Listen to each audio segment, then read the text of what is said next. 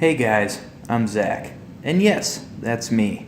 Sitting courtside in Worthen Arena right after Austin Nels made a buzzer-beating three-pointer to send the game into double overtime against Eastern Michigan. You're probably wondering how I got here. Well, allow me to explain.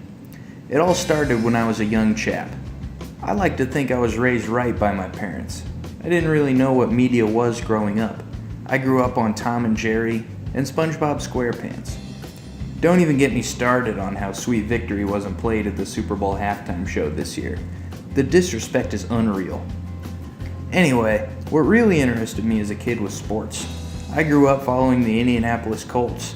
Saw them win the Super Bowl in 2007. The Chicago Cubs. They finally won it all in 2016. And Purdue men's basketball. They haven't quite found a way to win the national championship yet, but I believe in the Boilers.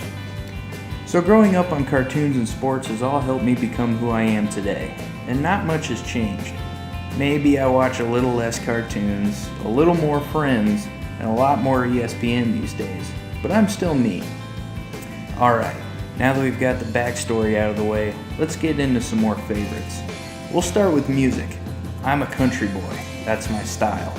Those are my presets in the car, but when it comes to my favorite songs, I'm all oldies. Living on the Prayer by Bon Jovi, In the Air Tonight by Phil Collins, and Bohemian Rhapsody by Queen, just to name a few.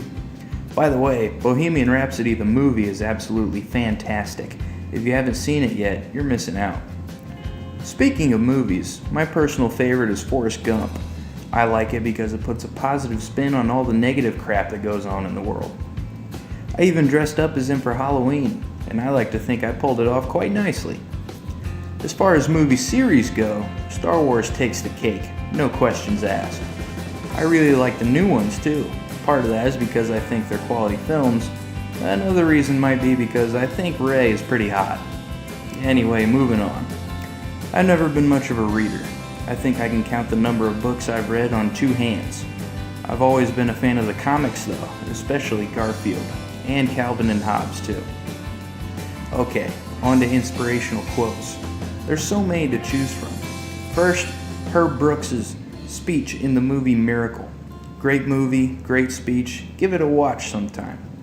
Second, Ricky Bobby is always a good one. He keeps me humble. Well, kinda. And then there's basically anything that comes out of Patrick Starr's mouth. Those are some quotes that inspire me, but my dad is the one who is at the top of the list.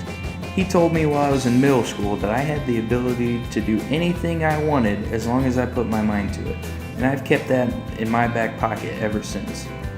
It was at Northrop High School, home of the Bruins, in the 260, area code for Fort Wayne, Indiana, in case you didn't know, where I discovered what I wanted to do for the rest of my life. I was introduced to journalism, sports journalism specifically, and I knew I wanted to be the guy interviewing athletes after games. I wanted to be the guy whose name was in the paper every day. High school was also where I hopped on the social media train. I use Instagram and Snapchat, but Twitter is the one that really stole my heart. Nowadays, I use Twitter mostly to advertise the stories I write for the daily news. I also put out there all the random crap that goes on in my head that I find to be funny. So, if you're ever looking for a laugh, give me a follow at Piatt13 and just take a look through my feed. So there you have it. That's how I ended up where I am today. Hope you all enjoyed the trip through my odd and hopefully interesting ways of consuming media. See you next time.